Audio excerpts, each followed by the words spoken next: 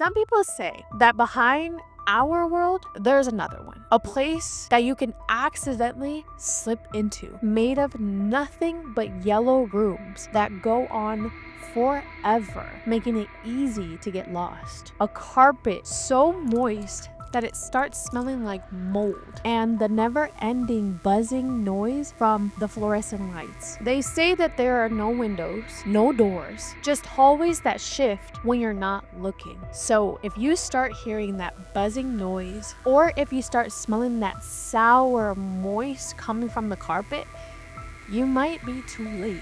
You just entered the back rooms, and you can't get out. So let's get into the back rooms and what exactly it is.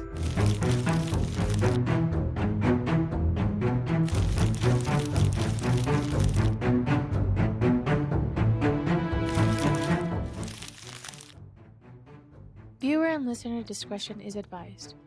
This episode contains discussion of sensitive topics that may be distressing for some audiences. Please take care while listening, and if these topics are triggering for you, we encourage you to prioritize your well-being. Welcome to Tasty Tea Podcast. I'm Teresa, and in this podcast, we talk about true crime. So if you're interested in true crime, please subscribe, like, comment, and if you want to watch more of true crime, please watch my previous episodes. Okay, so I fell into a rabbit hole within this whole story of the Backrooms. So the Backrooms, I feel like a lot of people don't really know exactly what the Backrooms are. If I show you a picture, okay? This picture of the Backrooms, it has been on the internet for a while now. And I feel like a lot of people probably have seen it, but probably don't know exactly what it is or what's the story behind this room.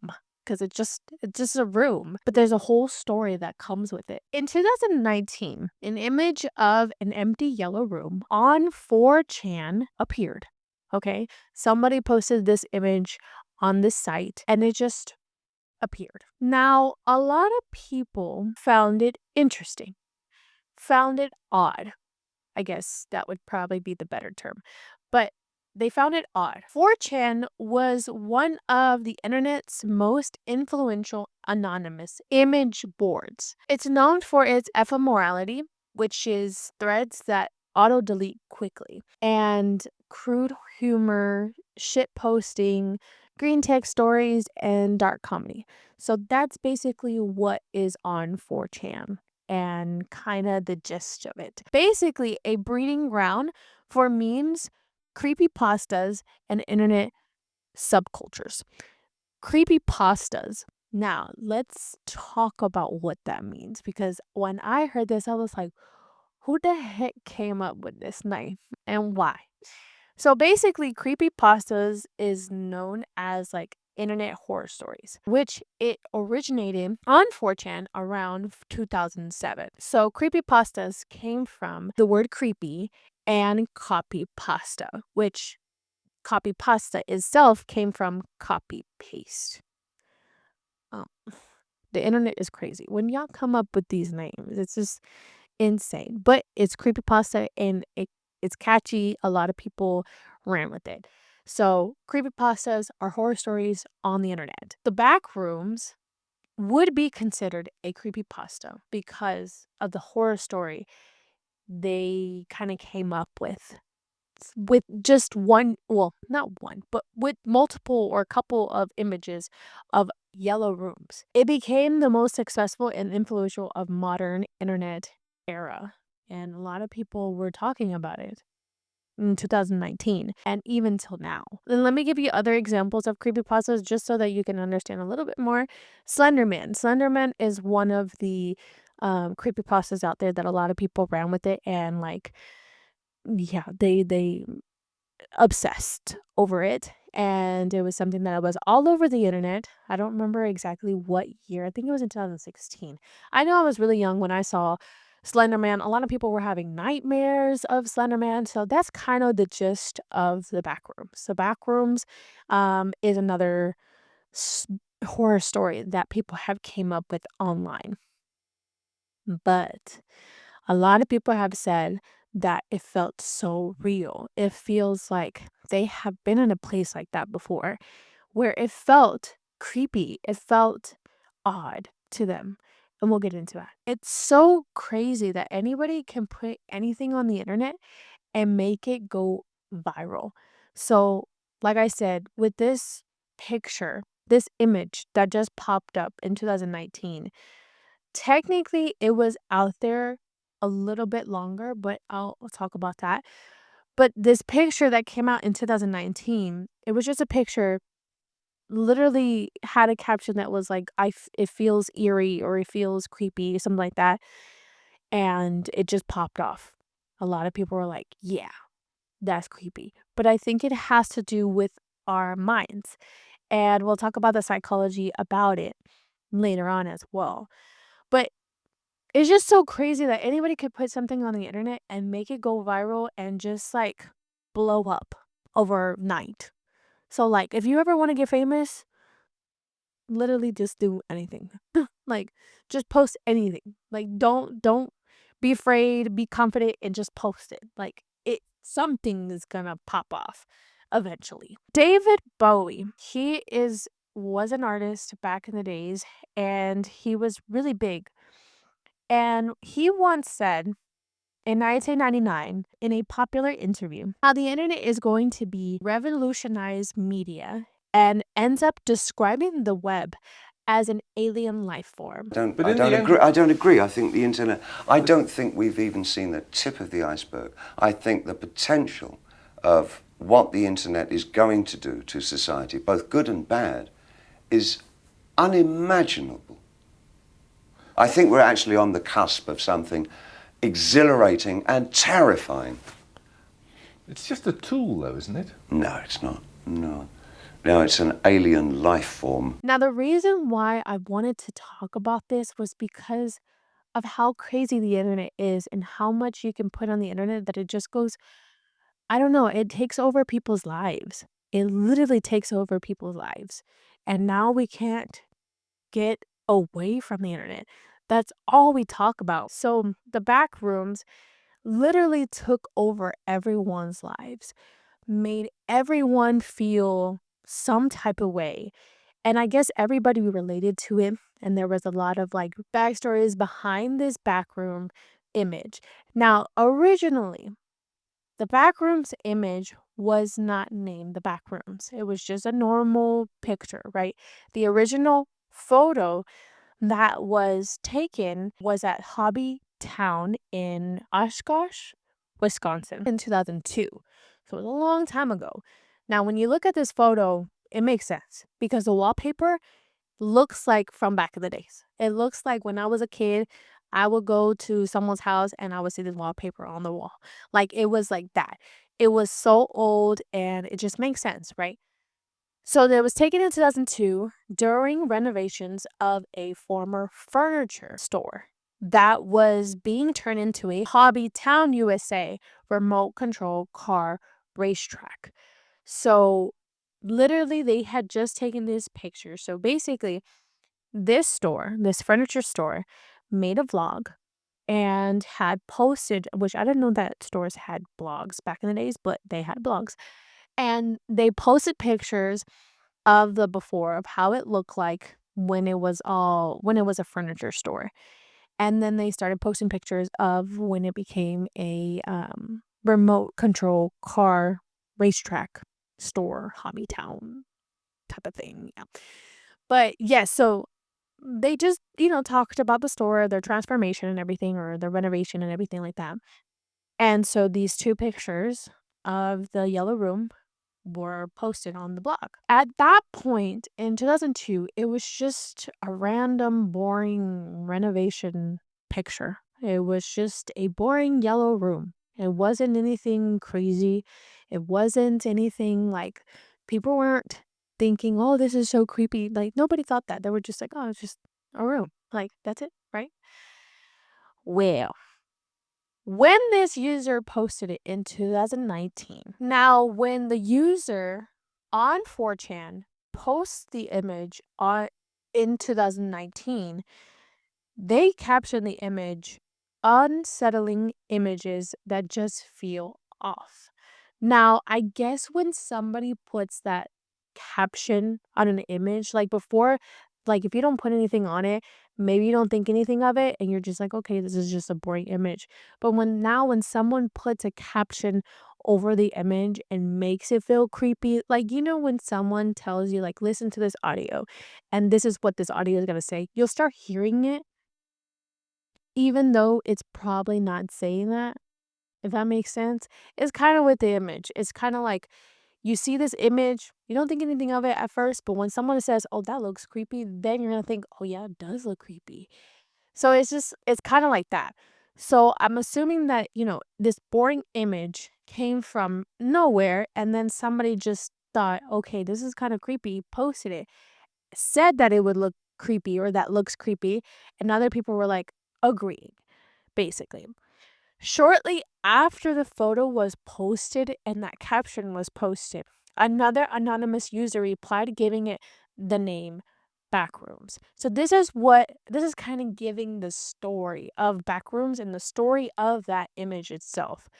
So they say, if you're not careful and you clip out of reality in the wrong areas, you'll end up in the back rooms, where it's nothing but the stink of old, moist carpet, the madness of mono yellow, the endless background noise of fluorescent lights at maximum humbus, and approximately 600 million square miles of randomly segmented empty rooms to be trapped in. God save you if you hear something wandering around one day, because it sure as hell has heard you. There's a lot of people were like, this guy's creative. This man should write a book.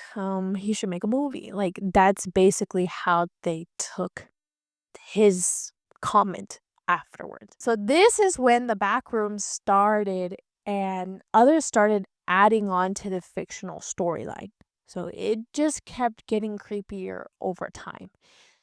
Now at this moment, it just seems like a very, innocent fictional story, right? But when people start adding more onto it and then start thinking about the psychological feeling of it, like why do we feel so creepy about this one image and what does it mean to us? It really does start it feels like we're just this little tiny little piece of crumb in this world. Like it just feels odd. I don't know how to describe it, but that's basically it. And so once we get into the psychological aspect of this image and why people feel so creepy about certain things, like me personally, well, I don't know if this is creepy. This is more of a phobia, but like seeing holes, which is crazy. A hole is like the trypophobia. For me, I can't look at that. I don't know why. I gag. I gag. I feel sick. I can't look at holes. I can't look at multiple holes together. No. But I know that's a phobia, but it's still creepy. Like there's still things like that where people are like, I don't understand why I feel this way towards this, but I do. Like how some people are afraid of like really big, tall, um statues or figures, and they can't stand next to it.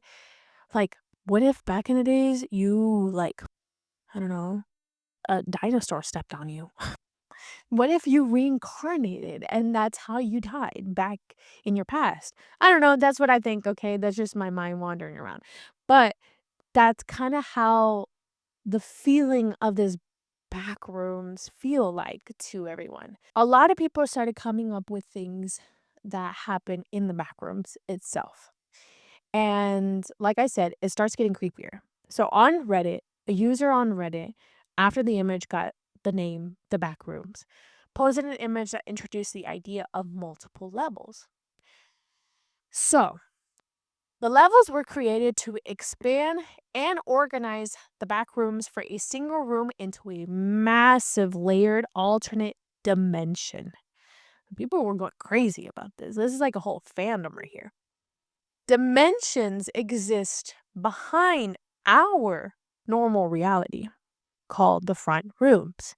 So that's kind of the gist of the story that they're coming up with, right?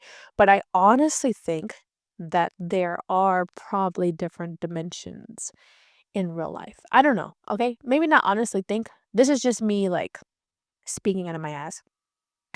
But yeah, like a lot of people say that there's different dimensions or different just different lives that were probably living a different life in another dimension. And a lot of people talk about that. And I find it like interesting. I don't know if I believe it 100%. I mean, I did say that I honestly think, but no, I don't know if I believe it 100%, but it's crazy to think that our minds can come up with those things. And it's like, how? And like, why? You know, for us to think that there's like me, Teresa. There's another Teresa out there that looks just like me, but is probably living a different life in another dimension. You know? I don't know. So that's kind of the gist of the back rooms. You fall into this dimension where there's literally nothing. It's like empty. And there's no other person, no other human being that you see. And it's behind our normal reality. Now, you enter by no clipping. So, no clipping is accidentally glitching into or through reality in liminal or unstable places, which is like empty hallways, basements, old buildings, etc. Once inside, you're wrapped in an endless generated maze of multiple rooms. This word liminal. Liminal means an in-between state, space, or phase of transition. Now, liminal, a lot of people have talked about this word and what it means. Liminal spaces seem like creepy environments. According to Kaplan's model in 1987, defined liminal as a hidden but promised information about an environment may be elicited by surroundings not allowing inference of sufficient information, motivating further exploration. So our brains in a liminal space feels or seems familiar, but leaves us feeling off. So when we walk into a place or when we see an image of, let's say, a classroom, but it's abandoned. The chairs are upside down. There's nobody in the room. There's no light. It just looks abandoned. It seems so familiar and it seems like, oh, like this is just a classroom, right? But it feels off because it's not in the type of state that we saw it in. Does that make sense? This is like a liminal space. You get it? I hope so. And it's also kind of like, like the robots nowadays. Back in the days, it just looked like normal robots, like a metal that has eyes and a mouth and doesn't look human-like, right? Just looks like a robot. It looked cute to us. It was an ordinary thing. I mean, it was just some random thing. Now, robots are starting to look more human-like. Now, the problem with that, we feel and we look at them as if they look familiar because they look like a human, but it makes me feel off because they're not moving like a human. They're not moving like me and you. Does that make sense? So it's kind of that type of feeling when you're in a liminal space. You feel like, it's similar, but it's not, or it feels familiar, but it feels off at the same time. So let's talk about these levels. Okay. I kind of got into a little rabbit hole, but let's talk about the levels that they created. Each level kind of feels like a liminal space and it just feels familiar, but feels really, really off. So level 0 is basically what they call the lobby. And this is the original yellow room. And it goes for what it seems like forever. Like you try to go into a room and there's another room and then there's another room and then you enter another room and then you enter another room. So it's like you just want to keep exploring. Us humans, like when we see something odd but familiar, we want to look.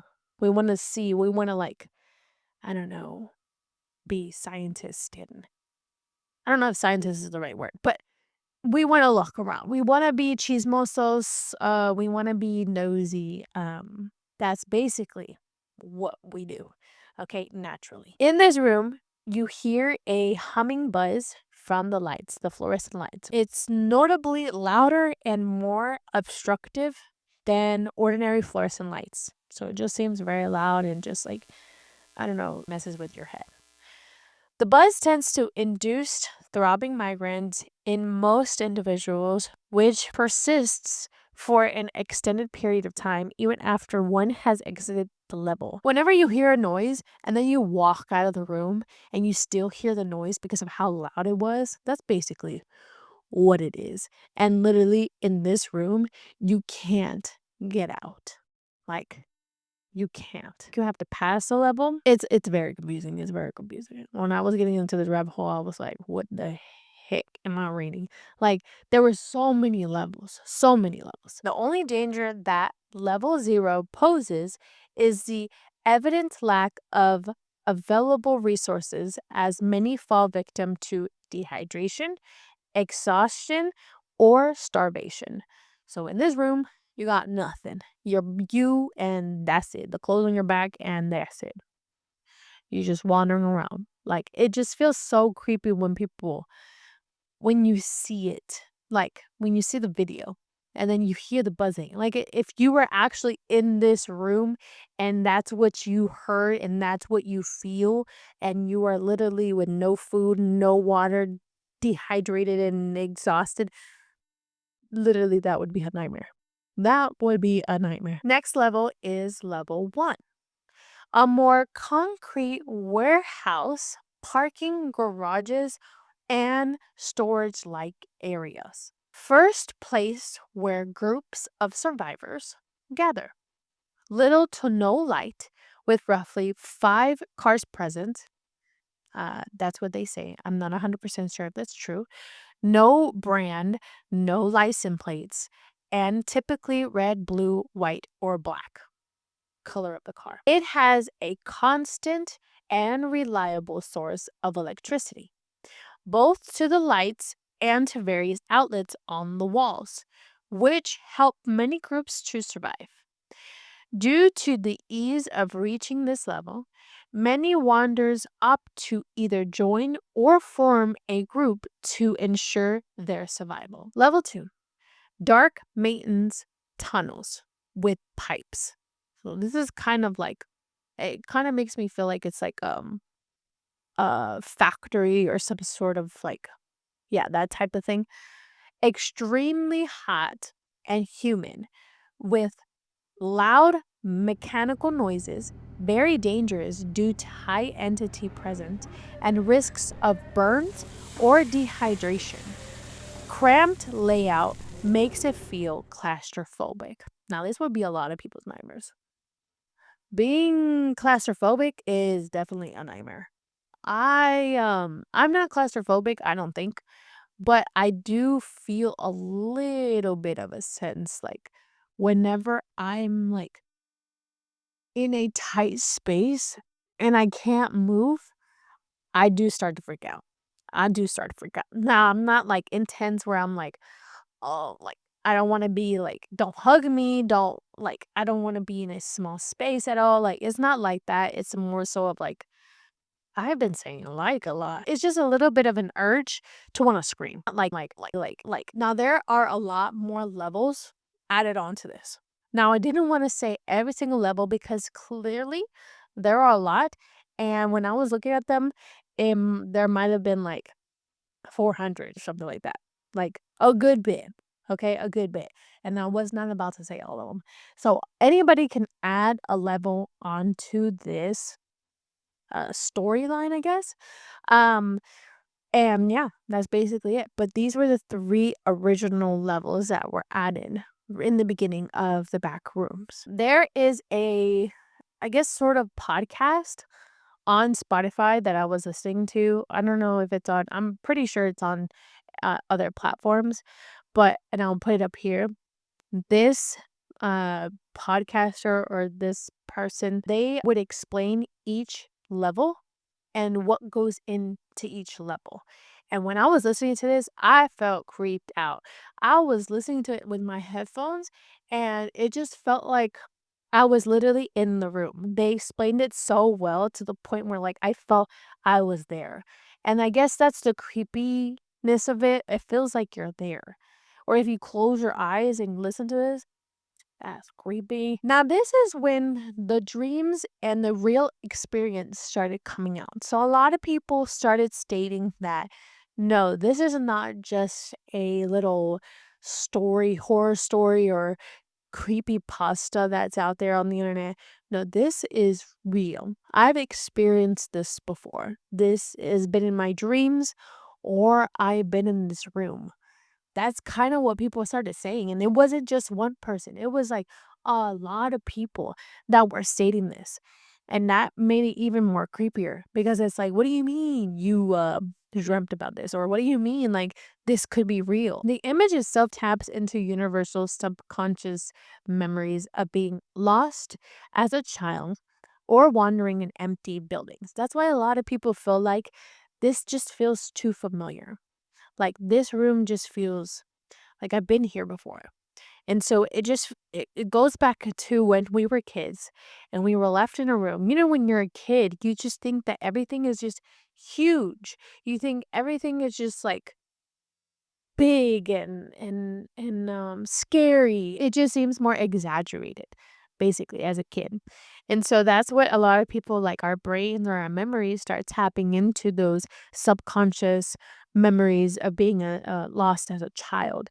Like when your parents will lose you in a grocery store, it felt like that. That room felt like that. It felt like the aisles were endless and you could not find your mom, and it's like you can't find the exit in, the yellow room or the back rooms. And yeah, it just feels so similar, and that's what a lot of people were kind of tapping into. And also, viral exposure primes the brain.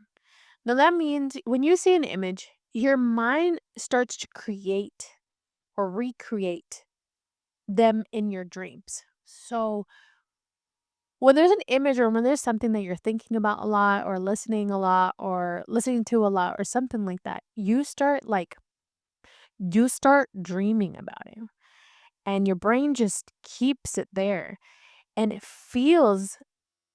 it's kind of similar to how people started having nightmares after Slender Man came out. A lot of people were scared because they would think like, "Oh no, I've seen Slender Man in my dream. Like, he's real and all this stuff." And your brain plays so much tricks with you, and it just feels so real, especially when you're having a nightmare. Like when you have a nightmare, you wake up and you're like, "What the hell?" Like, no way that was a dream because that felt so real. Like, it just feels so odd. And our brains are so powerful in that sense.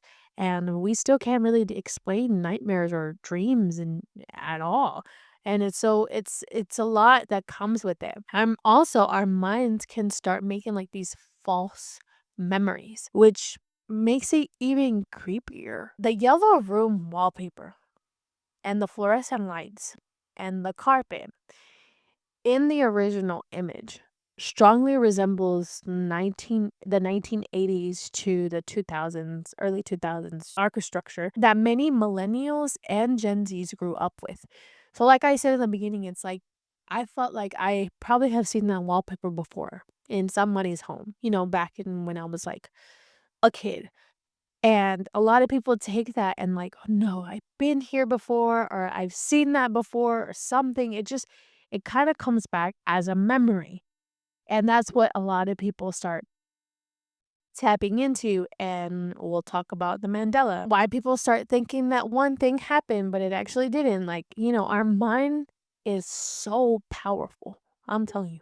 It's scary. So let's get into this false memories slash deja vu. So the brain activates the image as some sort of familiar circuit without a clear source. And our mind fills in gaps to create a false memory, having experienced it or thinking that we have experienced it. This is similar to the Mandela effect. Now, the Mandela effect was created after everyone thought Nelson Mandela had died in prison in the 1980s, but he actually died on December 5th, 2013. So after people started thinking, he had passed away during that time in the 1980s, a lot of other things started coming out where people were like, no, I remember this, but it doesn't look like that. And I remember that, but now it doesn't, they don't say that anymore.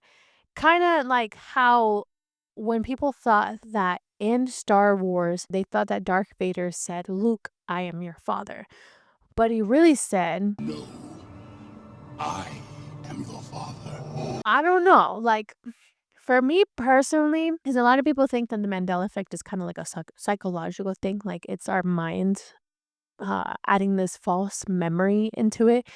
And just because, like, something small kind of made it seem that way, but it really didn't. Like, we kind of misinterpreted it, or we saw something else that looked like something else, and then we kind of combined them in our brains, and now we think that one of them looked like, I'm sorry, it's kind of confusing, but yes, a lot of people think that it's psychological, but I'm like, there's a lot of things that I remember that I'm like, no, there's no way. There's just a lot of things. There's just a lot, and I am confused because I could have sworn. And this is why a lot of people think that we're in different dimensions. Like, we go into different dimensions, and there's a lot of like things that are different and things that changed in 2016, because that's when the world was supposed to end. It's this long story, and maybe we can do another video on that, but yeah, it goes on and on and on and on and on and on.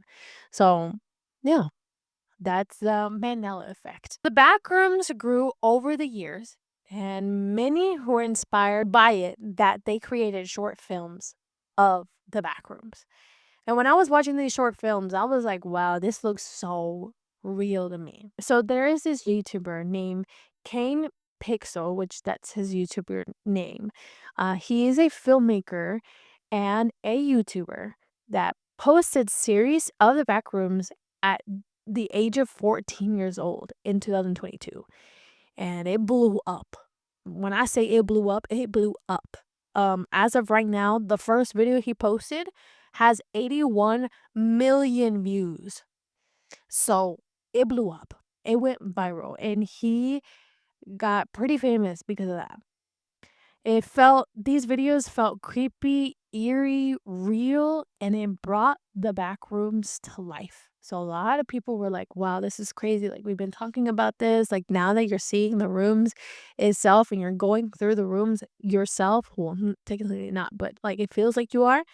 It feels so crazy and so real. Recently, my boy Kane directed the Backrooms movie that recently came out on May 29th, 2026, which was distributed by A24. Now, this movie has gone crazy. It broke the box office. It went crazy. So a lot of people went to go watch it. I still haven't watched it. I'm gonna watch it this weekend, but and I'm really excited for it. But a lot of people do say you have to know the backstory of the Backrooms before you go watch this movie, because if not, you're gonna be very confused. Because it doesn't make, I mean, it's not like yeah, you're just gonna be very confused. Okay. This movie approximately brought 89.1 million domestically and 126.6 million worldwide dollars. Okay, dollar signs, multiple dollar signs everywhere. And it became one of the studio's highest grossing films of all time. So this, my man Kane, is a billionaire now. Well, maybe not, but like, he is making money at just 20 years old. Keep that in mind. 20 years old. 7 years younger than me. This man already made a movie. I should have done that. I should have done that. I should have ran with it, but I didn't. But no, I'm very, like, super happy that this kid at just 14 years old is now, well, was 14 years old making his short films on YouTube, and now directed the actual Backrooms movie, and is now out worldwide. crazy, and he's 20 years old. And if you haven't seen Obsession, you gotta watch that one too. Because that one, the director is 26 years old. These young directors, I don't know, man, but we need to start getting young directors out here because they're making the money and they're breaking the box office. And they're making really good movies. The other movies, I don't know. These two horror movies, supposedly they're one of the best in a very, very, very long time. There are a lot of like things that a lot of people talk about horror movies just not being as good as they were back in the days.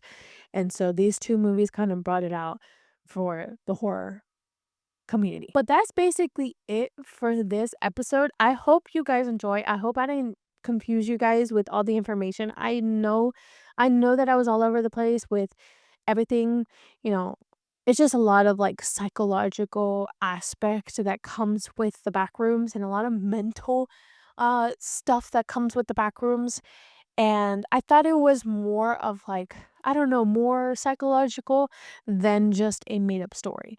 But when I found out that it was just a made up story, it didn't seem as creepy anymore. So I'm sorry. But yes, but still, it's kind of creepy when you listen to the levels and everybody describing it. And when you're watching the short film that, Kane Pixel created on YouTube for everyone to feel like if they were actually there in the back rooms. But yeah, so that's basically it. And if you ever feel like you're falling into another dimension and you start seeing these yellow back rooms, you better just sit down. Don't run.